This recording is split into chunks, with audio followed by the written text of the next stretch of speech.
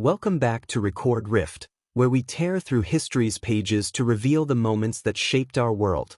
Today, we're aboard the RMS Titanic on April 14, 1912, as it steams toward disaster in the icy North Atlantic. Picture a floating palace, hailed as unsinkable, carrying millionaires, immigrants, and dreamers, only to meet a tragic fate in a single night. The Titanic's sinking wasn't just a maritime catastrophe, it was a human drama that exposed hubris, heroism, and heartbreak. What went wrong that fateful night? How did it change the world? Join us as we unravel the true story of the Titanic, a saga of ambition, tragedy, and lessons learned too late. Let's set sail into the darkness. In 1912, the Titanic was a marvel of engineering, the pride of the White Star Line. Launched from Belfast's Harland and Wolff shipyard, it was the largest ship afloat, stretching 882 feet and boasting luxuries like a grand staircase, Turkish baths, and electric lights. Deemed unsinkable due to its 16 watertight compartments, it embodied the Gilded Age's confidence in technology. On April 10th, the Titanic departed Southampton, England, bound for New York with 2,224 passengers and crew. Its passengers spanned society, first-class tycoons like John Jacob Astor, second-class families, and third-class immigrants seeking a new life.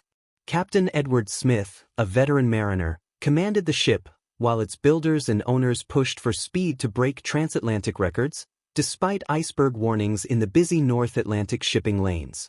The disaster unfolded on the night of April 14, 1912. By 11:40 p.m., the Titanic was cruising at 22 knots through a calm, moonless sea, ignoring multiple iceberg warnings from nearby ships like the Californian. Lookouts Frederick Fleet and Reginald Lee, perched in the crow's nest without binoculars, spotted an iceberg dead ahead. The crew's order to turn and stop engines came too late. The ship grazed the berg, rupturing 5 compartments along its starboard side. Water poured in faster than pumps could handle. By midnight, Captain Smith and designer Thomas Andrews realized the ship was doomed. Andrews estimated it would sink in 1 to 2 hours. The Titanic carried only 20 lifeboats, enough for 1,178 people, half its capacity, reflecting overconfidence in its design and outdated regulations. Chaos erupted as the crew scrambled to launch lifeboats. The order, women and children first, was unevenly enforced. Some boats left half empty, while others, like Lifeboat 1, carried just 12 people, including aristocrats. First Officer William Murdoch loaded boats efficiently, but Second Officer Charles Lightoller was overly cautious, wasting precious space. Passengers like Margaret Molly Brown rallied others, while the band played hymns like "Nearer, My God, to Thee," to calm the crowd. By 2:20 a.m. on April 15th, the Titanic's bow plunged, its stern rose, and the ship broke in two, sinking to a depth of 12,500 feet. Freezing waters at 28 degrees Fahrenheit killed most within minutes. Of the 2,224 aboard, 1,517 perished, including Captain Smith and most third-class passengers, trapped below decks. Rescue efforts began hours later. The RMS Carpathia, 58 miles away, raced to the scene, arriving at 4 a.m. to save 705 survivors from lifeboats, many suffering from hypothermia.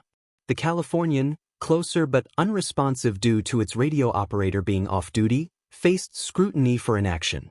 The disaster shocked the world. Newspapers printed frantic headlines, and survivors' stories, like those of Molly Brown and unsinkable Violet Jessup, gripped the public.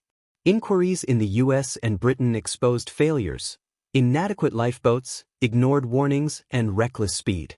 The tragedy claimed 68% of passengers and crew, with third-class passengers, 75% death rate, and male crew, 80% death rate, hit hardest due to class-based access to lifeboats and crew duties. The Titanic's sinking reshaped maritime safety. The 1914 International Convention for the Safety of Life at Sea mandated lifeboats for all 24-hour radio watches and the International Ice Patrol to monitor North Atlantic icebergs. Public outrage targeted White Star Line's chairman, J. Bruce Ismay, who survived in a lifeboat, accused of cowardice. Socially, the disaster exposed class divides. First-class passengers had a 60% survival rate, compared to 25% for third class, fueling debates about inequality. The tragedy also strained Anglo-American relations, with U.S. inquiries criticizing British maritime practices. Families mourned, with communities like Southampton, home to much of the crew, devastated by loss. The Titanic's legacy endures as a symbol of human hubris and resilience. Its wreck, discovered in 1985 by Robert Ballard at 41 degrees 43 minutes north, 49 degrees 56 minutes west, revealed artifacts like shoes and china, now displayed in museums. The disaster inspired countless works, from the 1958 film A Night to Remember to James Cameron's 1997 Titanic, blending fact with fiction. Memorials in Belfast, Southampton, and New York honor the victims, while survivor accounts, like those of Milvina Dean, the youngest survivor, keep the human toll alive. The Titanic's story warns of overconfidence in technology and underscores the need for preparedness, resonating in modern crises. That night in 1912 wasn't just a shipwreck, it was a wake-up call that reshaped the world. That's the haunting saga of the Titanic, a night of heroism and heartbreak that changed history. What do you think? Could the disaster have been avoided, or was the Titanic doomed? Drop your thoughts in the comments, and tell us what historic tragedy you want us to explore next on Record Rift. If this journey through 1912 gripped you, smash that like button, subscribe, and hit the bell to join our quest through history. Until next time, keep uncovering the rifts that shape our past. This is Record Rift, signing off.